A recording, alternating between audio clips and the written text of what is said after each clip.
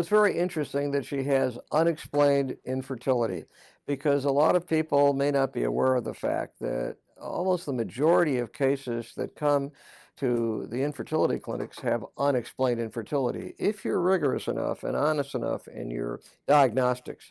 For example, she was told the sperm count wasn't so great. Well, if the sperm count is over 5 million, there's really no difference ultimately in pregnancy rate related to the male.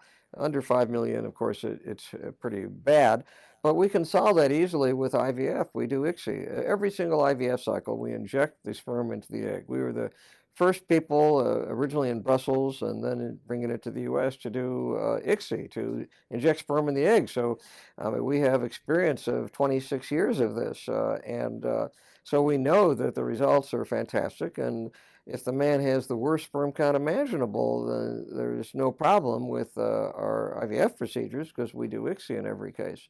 Um, so she mentioned that, but I don't think that's an issue. And they can't find anything wrong with her. Well, the doctors are probably being very honest about that.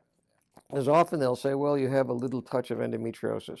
And they'll even do a laparoscopy and they'll see a little tiny powder burn of endometriosis, which doesn't really do anything. It's very common. It doesn't mean anything. And so they'll make up a diagnosis of endometriosis. So, or the male may be told that he has a varicocele, which really isn't a problem for male infertility. So if the doctor's being honest, like I think her doctors are, almost more than 50% of the time, it's really no diagnosis. But we do have a technology that works, and that's IVF and ICSI.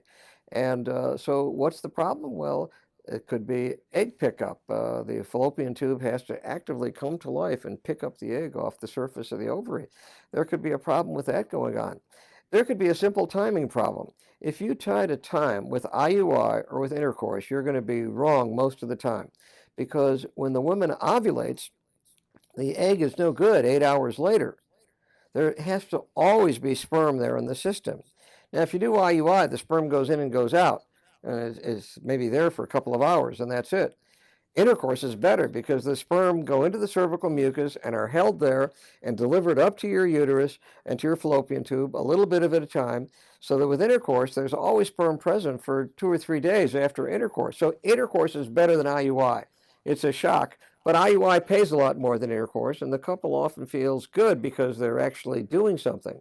The thing to do if you're trying to get pregnant without going to IVF is have intercourse regularly, at least 3 times a week, so that there's always sperm there whenever you ovulate, because the egg is only good for 8 hours after you ovulate. You're never going to get the timing right with ovulation predictor kits, or you just won't get it right.